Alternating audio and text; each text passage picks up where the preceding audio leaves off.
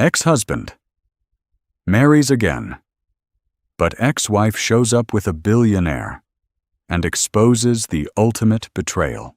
What if the end of your marriage was just the beginning of the story? Imagine this. You're invited to your ex-husband's wedding, the man who shattered your world. You decide to go, but you don't go alone. You walk in with a billionaire, ready to expose a betrayal so deep it will unravel everything. This isn't just a story of revenge, it's a story of redemption, of a woman who lost it all and came back to reclaim her power in the most spectacular way.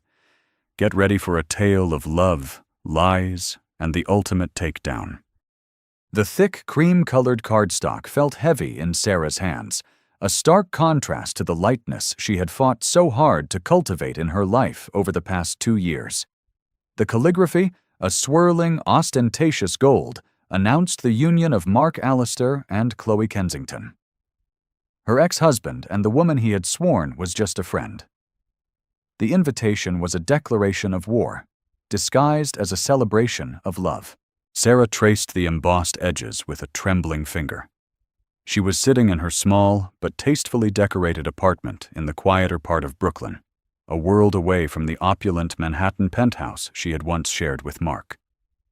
The scent of lavender and old books filled the air, a comforting aroma that had become her sanctuary. This single piece of paper threatened to shatter it all. Her therapist, Dr. Anya Sharma, had told her that healing wasn't a linear process.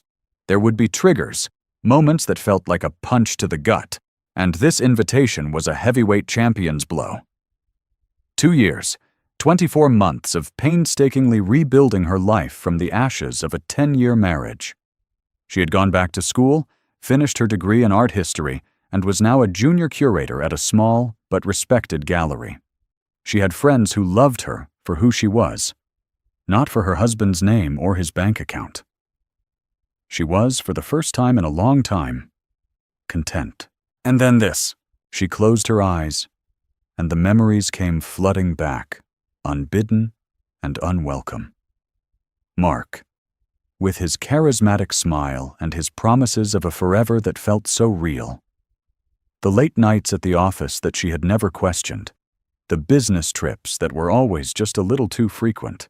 The way he would dismiss her concerns with a casual wave of his hand, making her feel small and paranoid. "You're being insecure, Sarah. Chloe is just a colleague. You know my work is demanding." And she had believed him. She had wanted to believe him, because the alternative was a truth too painful to bear. The truth had come out not in a dramatic confrontation, but in a quiet, soul-crushing discovery. A misplaced credit card statement detailing lavish gifts and stays at boutique hotels she had never seen. When she had confronted him, he hadn't even bothered to deny it. The cold, dismissive look in his eyes was worse than any shouted confession. "We grew apart, Sarah. It happens." As if their decade together was nothing more than a footnote in his grand life plan. The divorce had been brutal. Mark, with his army of high-powered lawyers, had painted her as an unstable, emotionally volatile woman, undeserving of the life he had provided. He had used her vulnerability against her, her grief and confusion as weapons to strip her of her confidence and a fair settlement. She had walked away with just enough to start over, while he had kept the penthouse, the Hamptons house, and the life they had built together. And now, he was marrying Chloe, the woman who had been a ghost in their marriage, now stepping into the light as his bride. The wedding was to be a grand affair at the Plaza, a place where she and Mark had celebrated their 5th anniversary, a night he had sworn was the happiest of his life. The cruelty of it was breathtaking. A part of her, the wounded, broken part, wanted to rip the invitation to shreds, burn it, and pretend it had never arrived. But another part, a flicker of something she hadn't felt in a long time, a spark of defiance, began to glow in the darkness of her hurt. Why had he invited her? Was it a final, sadistic twist of the knife? A way to flaunt his victory in her face? Or was it something else? A misguided attempt at closure? A belief that she was so thoroughly defeated that her presence would be nothing more than a sad, pathetic spectacle? The thought made her blood run cold, then hot with a slow, burning anger she hadn't allowed herself to feel in years.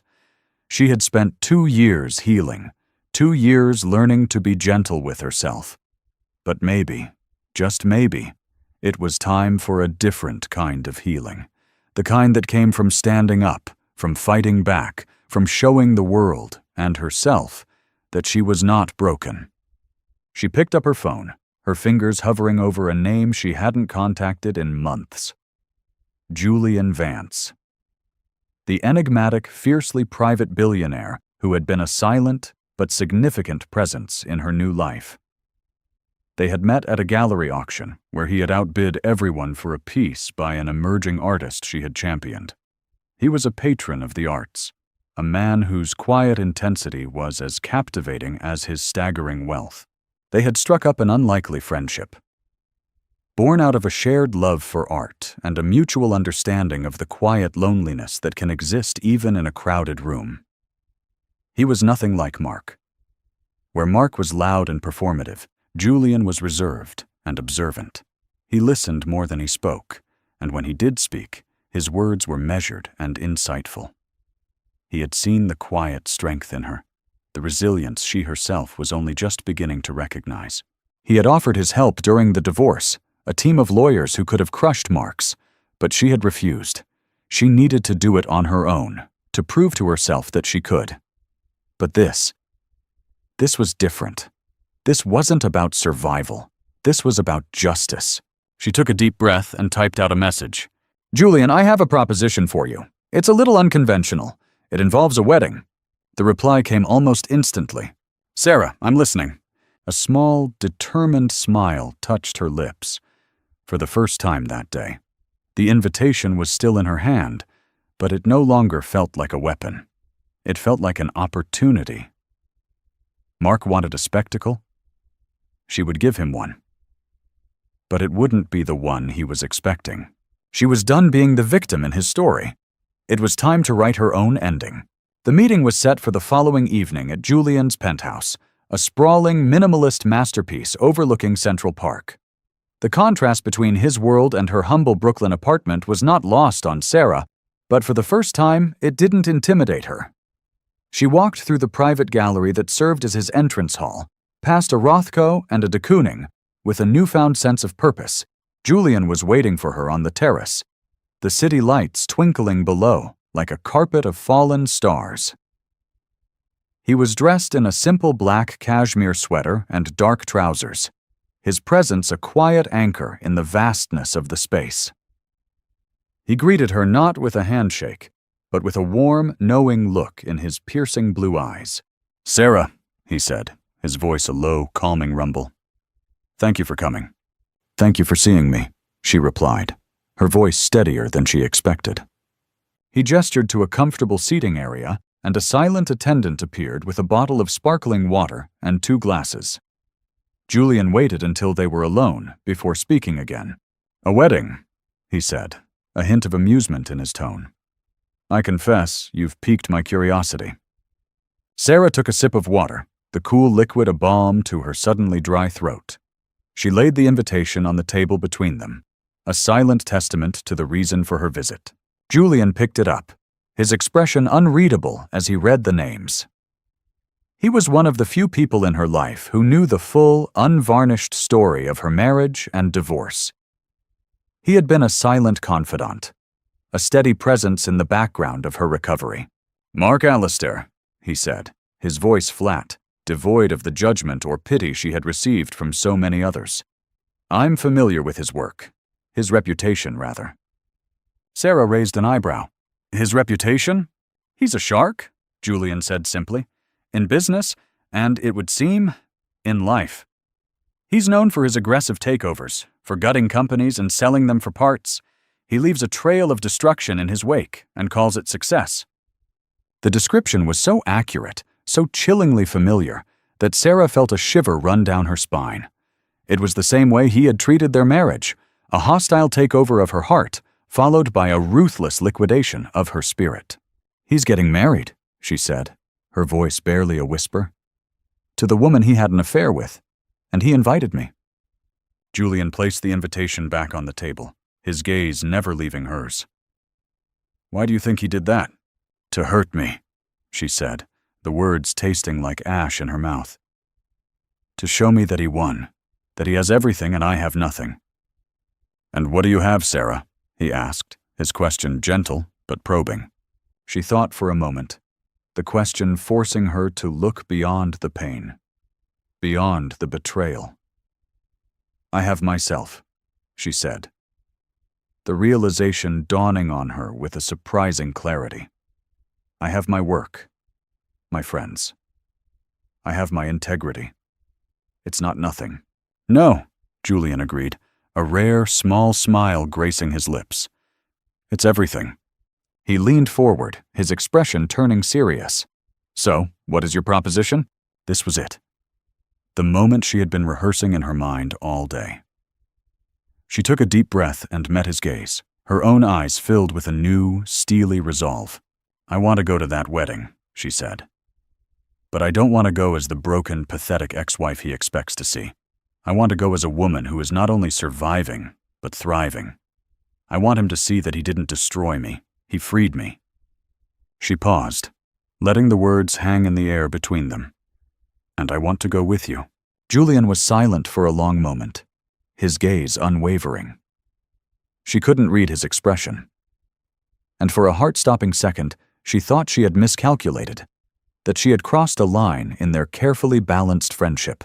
Then, he leaned back, a slow, genuine smile spreading across his face. It was a smile that transformed his usually serious features, making him look younger, almost boyish. "An intriguing proposal," he said. "To what end?" "I'm not sure yet," she admitted, her honesty a stark contrast to the web of lies she was planning to unravel. "But I have a feeling that my presence there, with you, will be disruptive." "Disruptive?" he repeated, the word rolling off his tongue with a delicious sense of anticipation. "I like the sound of that." He stood up and walked to the edge of the terrace, his hands clasped behind his back as he looked out at the city. "Mark Allister," he said, his voice taking on a harder edge. "He's not just a personal enemy of yours, Sarah. He's a business one of mine." Sarah's eyes widened in surprise. "What do you mean?" "Allister Capital has been trying to acquire a small, innovative tech company I've been mentoring," Julian explained, his voice laced with a cold anger. "He's using his usual tactics, spreading rumors, driving down the stock price, trying to force a hostile takeover. He's trying to destroy something I've helped build." He turned to face her, his eyes blazing with an intensity that took her breath away. "So you see, your proposition is not just unconventional. It's serendipitous." He walked back to the table and picked up the invitation, a predatory gleam in his eyes. "We'll go to this wedding, Sarah, and we'll do more than just disrupt. We'll dismantle." The word hung in the air, electric and full of promise. This was no longer just about her personal pain, her private revenge. This was about something bigger. It was about justice, on a scale she had never imagined. "What are you planning?" she asked, her heart pounding with a mixture of fear and exhilaration. "Allister is a man who understands only one thing," Julian said, his voice low and dangerous. "Power. And we are going to show him what real power looks like." He extended his hand to her, not as a billionaire offering a favor, but as a partner, an ally. "Are you in, Sarah?" She looked at his outstretched hand, then back at his face, at the unwavering strength in his eyes. This was a man who could move mountains, who could make empires fall, and he was offering her a chance to be a part of it. She placed her hand in his, her touch firm and steady. "I'm in." The alliance was forged, a silent pact made under the watchful eyes of the city. The wounded ex-wife and the powerful billionaire, united by a common enemy and a shared desire for justice. Mark Allister was celebrating his new beginning. He had no idea he was about to face his end. The 2 weeks leading up to the wedding were a whirlwind of activity, a carefully orchestrated campaign masterminded by Julian. Sarah felt as though she had stepped into a different life, a world of bespoke couture, private fittings, and strategic planning that was as thrilling as it was terrifying. Julian's team descended upon her life with a quiet efficiency that was both awe-inspiring and slightly overwhelming. There was Elena, a former Mossad agent turned personal stylist, who looked at Sarah's wardrobe with a disdainful sniff and declared it a sea of beige apologies. There was Luke, a silver-haired, impossibly chic couturier who spoke in hushed, reverent tones about the power of a perfectly tailored silhouette. And there was David, Julian's head of security, a man whose quiet presence was a constant, reassuring reminder of the seriousness of their undertaking. "This is not just about a dress, Sarah," Elena had told her, her dark eyes intense. "This is about armor.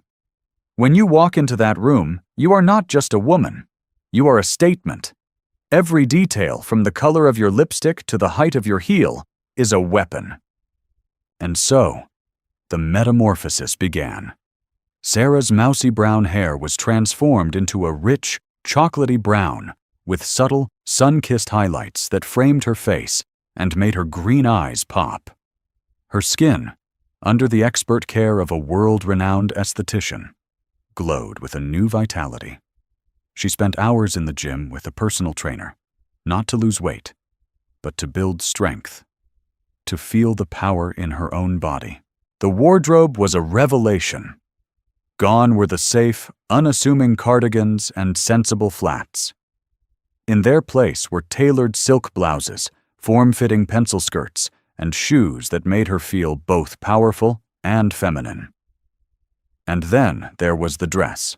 Luke had created a masterpiece, a gown of deep emerald green silk that clung to her body like a second skin. It was elegant, but with a daringly low back that hinted at a newfound confidence. It was the color of money, of envy, of new beginnings. When she looked at herself in the mirror, she saw a stranger, a woman she had only ever dreamed of becoming. But the transformation was more than just physical.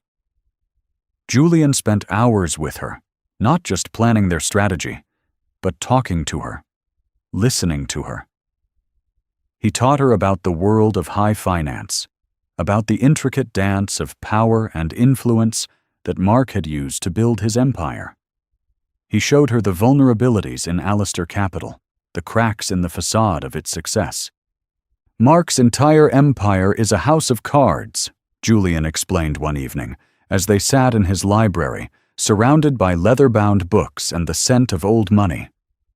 "It's built on debt, on risky investments, and on a reputation that is more smoke and mirrors than actual substance. All it needs is a strong enough gust of wind to bring it all down." And they were going to be that gust of wind. The plan was audacious, a multi-pronged attack that would hit Mark where it hurt the most, his wallet and his ego. Julian, through a series of shell corporations, had been quietly buying up Alistair Capital's debt. He had also been gathering evidence of Mark's less-than-ethical business practices, the kind of information that would not only ruin his reputation, but could also attract the attention of the SEC. "The wedding is our stage," Julian said, his eyes gleaming with a strategic brilliance that was both fascinating and a little frightening. "We will not make a scene. We will not shout or cause a scene.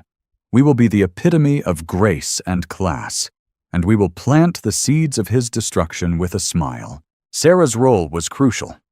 She was the inside source, the one who knew the players, the one who could deliver the final, devastating blow.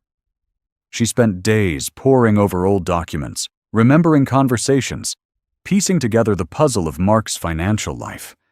And in the process, she discovered the true extent of his betrayal. It wasn't just the affair with Chloe. It was the money.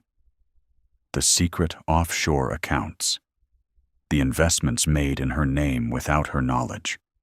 The way he had systematically siphoned funds from their joint accounts into his own private ventures.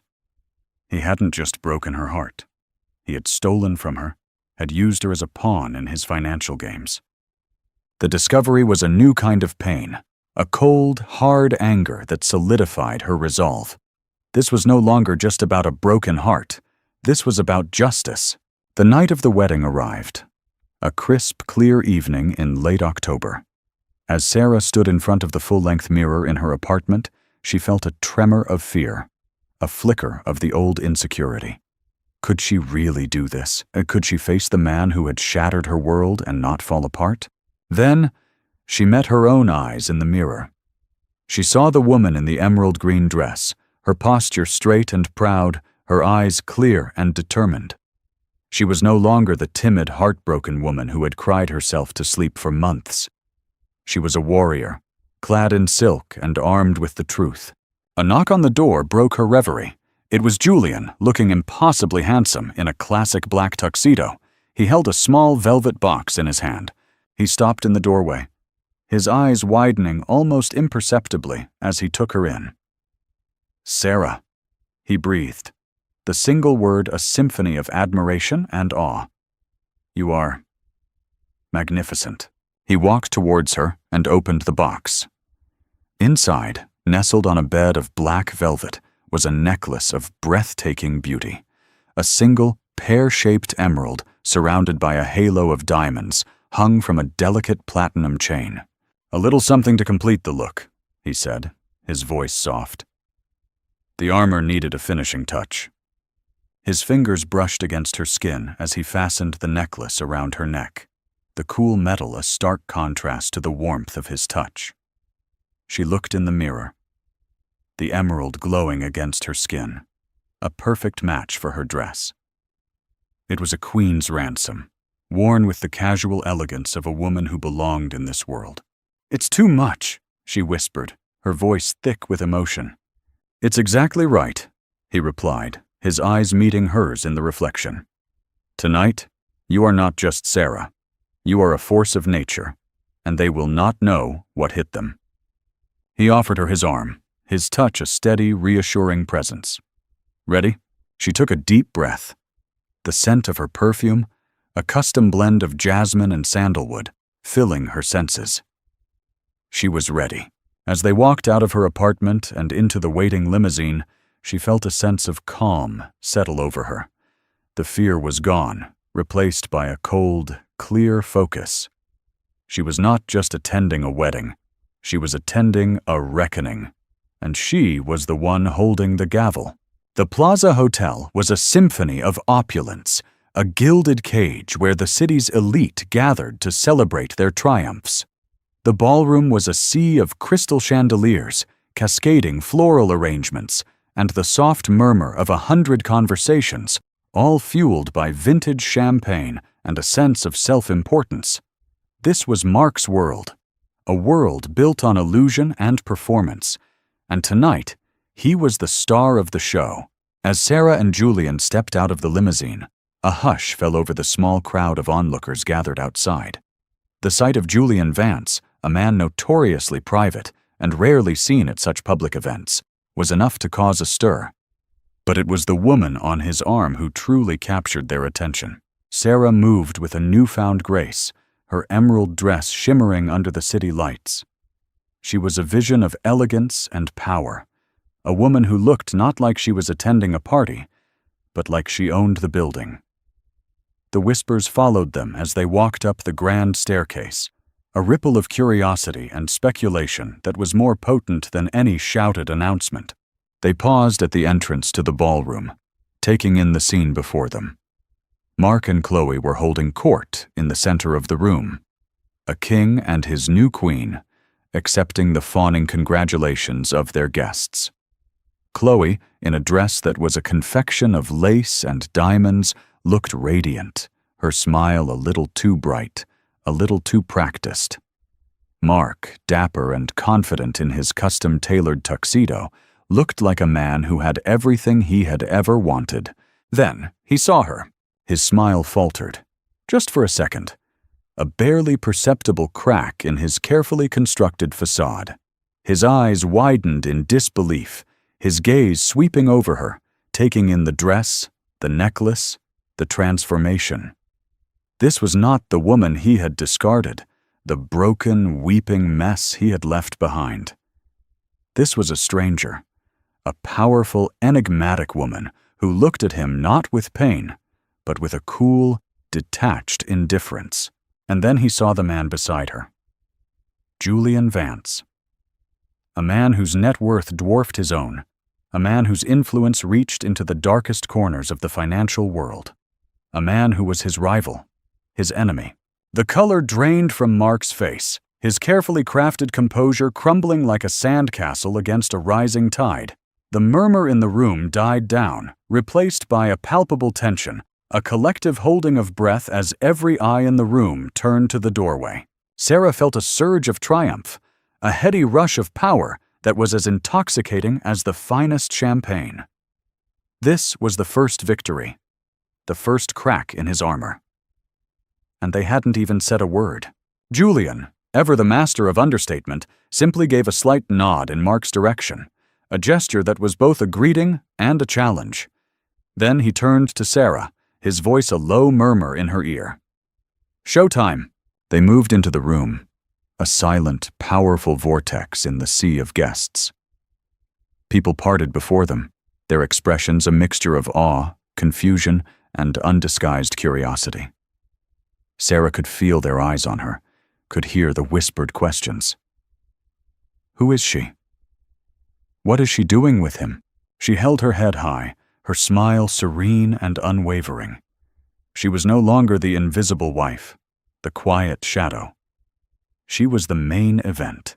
They made their way to the bar, Julian ordering 2 glasses of champagne with a quiet authority that commanded immediate attention.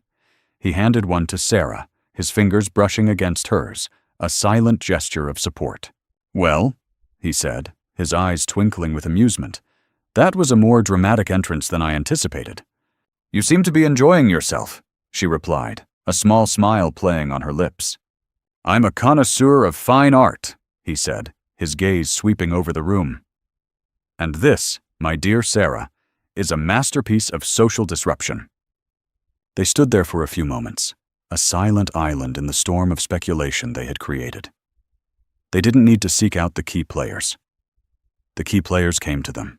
The first was Richard Sterling, Mark's right-hand man and a major shareholder in Alistair Capital. He was a portly, florid man with a nervous energy that was amplified by the current situation. "Julian," he said, his voice a little too loud, a little too jovial. "What a surprise to see you here. I didn't know you and Mark were acquainted."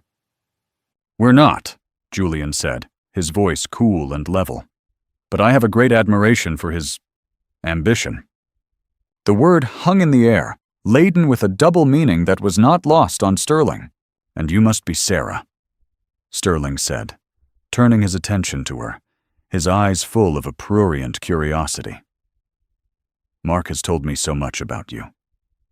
"I'm sure he has," Sarah replied, her voice as smooth as silk. "But I have a feeling he left out the most interesting parts."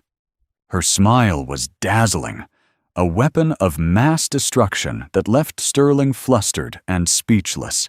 He mumbled a hasty excuse and retreated back into the crowd, his face a mask of confusion.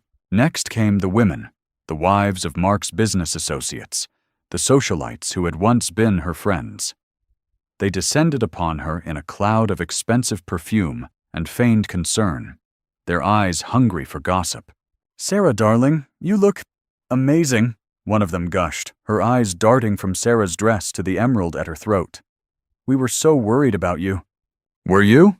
Sarah asked, her voice sweet, but with an underlying edge of steel. "How kind of you. But as you can see, I'm doing just fine."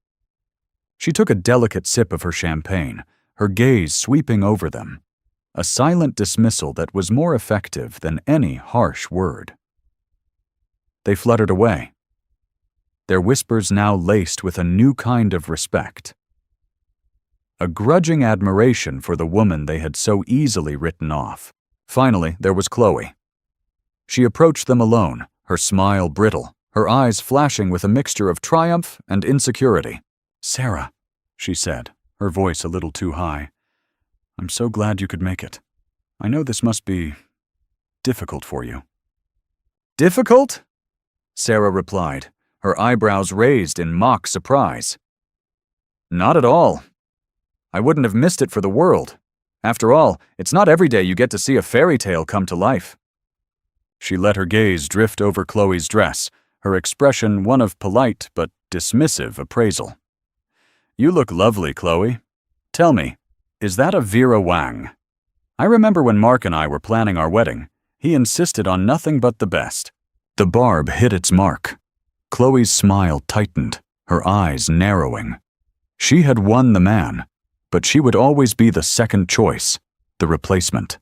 And in that moment, she knew that Sarah knew it too. Before Chloe could muster a reply, Mark was there, his hand on her arm, his face a thunderous mask of fury. "Sarah," he hissed, his voice low and menacing. "What the hell are you doing here?" Sarah turned to him, her expression one of cool, detached amusement. "Why, Mark, you invited me. Don't you remember?" She held up her glass in a mock toast. "Congratulations on your special day. I hope it's everything you've ever dreamed of." His eyes darted from her to Julian, a flicker of fear in their depths. What is he doing here? "Mr. Vance was kind enough to be my escort," Sarah said, her voice as smooth as glass. "We were just discussing business, actually. Isn't that right, Julian?" Julian, who had been a silent but powerful observer, stepped forward, his presence a physical manifestation of the threat he represented. "Alistair," he said, his voice a low, dangerous purr. "We have much to discuss, but perhaps now is not the time. We wouldn't want to spoil the festivities." He placed a hand on the small of Sarah's back, a gesture of both possession and protection. "Enjoy your evening.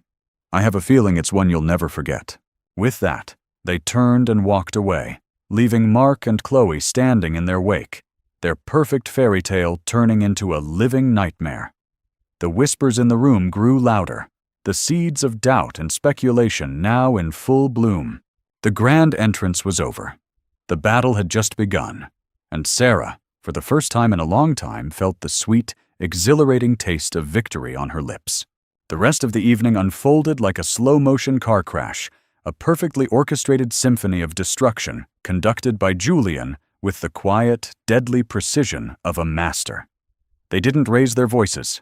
They didn't cause a scene. They simply moved through the room, a smiling, elegant couple, and with a few well-chosen words, they dismantled Mark's world, piece by piece. Their first target was Robert Chen, a conservative, old-money investor whose family fund was one of the cornerstones of Alistair Capital. He was a man who valued stability and integrity above all else, and Julian knew he had been having doubts about Mark's increasingly reckless business practices. They found him by the dessert table, looking uncomfortable and out of place in the sea of new money ostentation. "Robert," Julian said, his voice warm and friendly. "Good to see you. I was just telling Sarah about the new philanthropic fund I'm launching. We're focusing on sustainable, ethical investments, the kind of thing your family has championed for generations." Chen's eyes lit up with interest. "That's fascinating, Julian. We need more of that in this world." "I agree," Julian said. "Which is why I'm divesting from certain volatile assets. Companies built on a foundation of debt and moral ambiguity. It's just too risky in the long run." He didn't need to say Mark's name. The implication was clear. Chen's expression grew thoughtful, his gaze drifting over to where Mark was now engaged in a heated, whispered argument with Chloe. "You've given me a lot to think about, Julian," he said, his voice low. "I think it's time for my fund to reevaluate our portfolio." One down. Next was Maria Rodriguez, a fiery, influential journalist for a major financial publication. She had been trying to get an interview with the reclusive Julian Vance for years. Tonight, he walked right up to her. "Ms. Rodriguez," he said, his smile charming and disarming. "I'm an admirer of your work. Your exposé on the predatory lending practices in the subprime mortgage market was brilliant." Maria was momentarily stunned, but quickly recovered her professional composure. "Mr. Vance, the pleasure is all mine. I never thought I'd see you at an event like this." "I'm here with a dear friend," he said, his hand resting lightly on Sarah's arm. "And to observe. You can learn a lot about a man by the company he keeps, and the promises he breaks." His gaze was pointed, his meaning unmistakable. Maria's journalistic instincts went into overdrive. She looked from Julian to Sarah, then to Mark, a story beginning to form in her mind. "Is there something I should know, Mr. Vance?" she asked, her pen poised over her notebook. "I think," Julian said, his voice a low, conspiratorial murmur, "that if you were to take a closer look at Alistair Capital's recent acquisitions and the way they were financed, you might find a story worthy of your talents." He gave her a knowing look, a silent promise of an inside scoop that could make her career. "I'll have my people call your people." 2 down. The final and most devastating blow was delivered by Sarah herself. She had been dreading this moment, the face-to-face confrontation with the man who had been the architect of her pain. But as she approached him, she felt not fear, but a cold, righteous anger. He was standing alone on the terrace, a glass of whiskey in his hand, his face a mask of barely controlled rage. The party was still in full swing behind them. But here, in the cool night air, the illusion of celebration had vanished. "You think you're so clever, don't you?" he sneered as she approached, his voice dripping with venom. "Coming here, with him, trying to ruin my life." "Your life?" she replied, her voice calm and steady, a stark contrast to his barely contained fury. "You mean the life you built on my money? The life you financed with my inheritance?"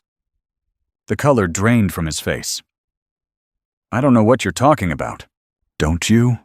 she said, her voice dropping to a low, dangerous whisper. "I do. I know about the offshore account in the Cayman Islands. I know about the shell corporation you used to funnel money out of our joint accounts. I know that you didn't just cheat on me, Mark. You stole from me." She took a step closer, her eyes boring into his. "You used me? You used my trust, my love, my family's money to build this empire of lies. And you thought you could just throw me away like I was nothing." He was speechless, his mouth opening and closing like a fish out of water. He had underestimated her, had believed she was too weak, too broken to ever fight back. He had been wrong. "It's over, Mark," she said, her voice devoid of the emotion he had always used against her. "Every transaction, every transfer, every lie. I have it all, and I'm not the only one. By morning, the SEC will have it too." The last of his composure shattered. The mask of the powerful, confident CEO fell away, revealing the desperate, frightened man underneath. "You can't," he whispered, his voice pleading. "You'll ruin me." "You ruined me," she replied, her voice as cold as ice. "The difference is, I rebuilt myself. And you? You're about to lose everything." She turned to walk away, her back straight, her head held high. She had said her piece, had delivered the final, fatal blow. "Sarah, wait!" he called after her, his voice cracking. "Please!" She stopped, but she didn't turn around. "Goodbye, Mark." She walked back into the ballroom, into the light, leaving him alone in the darkness with the ruins of his life. She found Julian waiting for her, his expression a mixture of pride and concern. "Are you all right?" he asked, his voice gentle. She looked at him, a single perfect tear tracing a path down her cheek. It was not a tear of sadness, but of release, of catharsis. "I am," she said, a real, genuine smile spreading across her face. "I think, for the first time in a very long time, I really am." He offered her his arm, and together they walked out of the ballroom, leaving behind a trail of destruction and the whispers of a scandal that would rock the city to its core. The unraveling was complete. The king had been dethroned, and the woman he had tried to break was walking away, not as a victim, but as a victor, into a future that was brighter than she had ever dared to imagine. The fallout was immediate and spectacular, By the time the sun rose the next morning, the story was everywhere. Maria Rodriguez, true to her reputation, had worked through the night, and her article, a scathing, meticulously researched exposé on the financial misdeeds of Mark Allister, was the talk of Wall Street. The headline was brutal. "The Allister Empire, a house of cards built on betrayal." The article detailed not only the impending SEC investigation, but also the personal story of his ex-wife, Sarah, painting a picture of a ruthless, manipulative man who had used and discarded everyone in his path. The stock price of Allister Capital plummeted.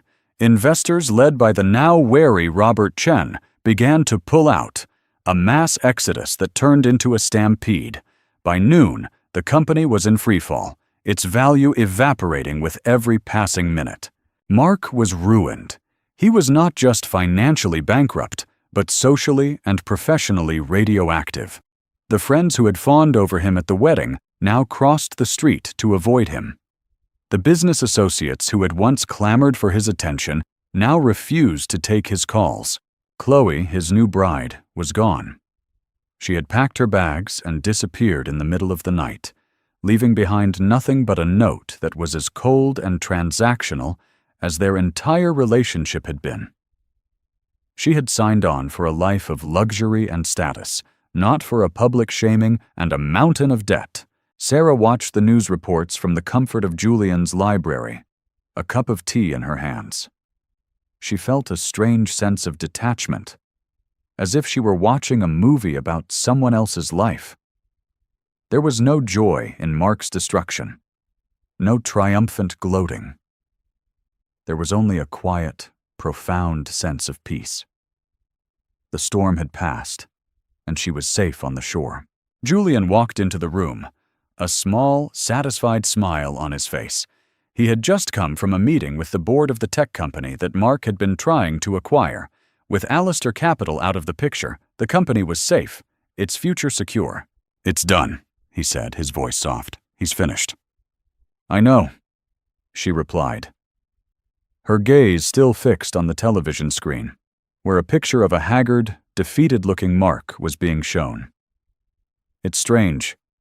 I thought I would feel more." "What did you think you would feel?" he asked, sitting down in the armchair opposite her. "I don't know," she admitted. "Happy, vindicated, something." "Revenge is a hollow victory, Sarah," he said, his voice full of a wisdom that seemed beyond his years. "The real victory is not in his downfall. It's in your rise." He was right. The real victory wasn't what had happened to Mark. It was what had happened to her. She had faced her greatest fear, had confronted the man who had broken her, and had walked away whole. She had found a strength she never knew she possessed, a voice she never knew she had. In the weeks and months that followed, Sarah's life continued to transform. The story of the scorned ex-wife who had brought down a titan had made her a reluctant celebrity, a symbol of female empowerment. She was inundated with interview requests, with book offers, with invitations to speak at conferences. She turned them all down. She had no desire to be a professional victim, to build a career on the ashes of her past. She wanted a future, not a retelling of her history. She poured her energy into her work at the gallery, her passion for art a healing balm to her soul. She was promoted to senior curator, her eye for talent and her quiet, confident leadership, earning her the respect of her colleagues and the admiration of the art world. Her friendship with Julian deepened, evolving into something more profound, more intimate. They were two solitary souls who had found in each other a kindred spirit, a safe harbor in the storms of life. They spent their evenings together, talking for hours about art, about life, about everything and nothing. He made her laugh, he challenged her ideas, he saw her in a way no one else ever had. One evening, as they were walking through Central Park, the autumn leaves crunching under their feet, he stopped and turned to her, his expression serious. "Sarah," he said, his voice low, "I know the past few months have been a lot, and I know you need time to heal, to find your own way. but I have to tell you how I feel." He took her hands in his touch warm and gentle. "I've fallen in love with you, Sarah. Not the woman in the emerald dress, not the symbol of strength and defiance, but you. The quiet, brilliant, resilient woman who loves art and old books, and who has the biggest heart of anyone I've ever known." Tears welled in her eyes, but this time they were tears of joy. "Julian," she whispered, her voice thick with emotion, "I've fallen in love with you too." He smiled, a slow, radiant smile that lit up his entire face. And then he kissed her. A tender, passionate kiss that was a promise of a new beginning. A future built not on revenge, but on love, respect, and a shared understanding of the beautiful, messy, and ultimately redemptive journey of life. She had walked into that wedding as an ex-wife, a ghost from a past life. She had walked out as a warrior, a queen, a woman who had reclaimed her power and her story. And now she was simply Sarah, a woman in love, a woman at peace, a woman who had learned that sometimes the greatest betrayals can lead to the most beautiful redemptions. The end of her marriage had not been the end of her story. It was just the beginning. And there you have it. Sarah's story is a powerful reminder that our lowest moments do not have to define us. It's a testament to the strength of the human spirit, the power of redemption, and the fact that sometimes the best revenge is not revenge at all, but building a life so full of joy and success that the past loses its power. What did you think of Sarah's ultimate comeback? Let me know in the comments below. If you were moved by this story of betrayal and triumph, don't forget to hit that like button, share it with someone who might need to hear it, and subscribe to the channel for more incredible stories of real-life drama and empowerment. Thank you for watching, and we'll see you in the next video.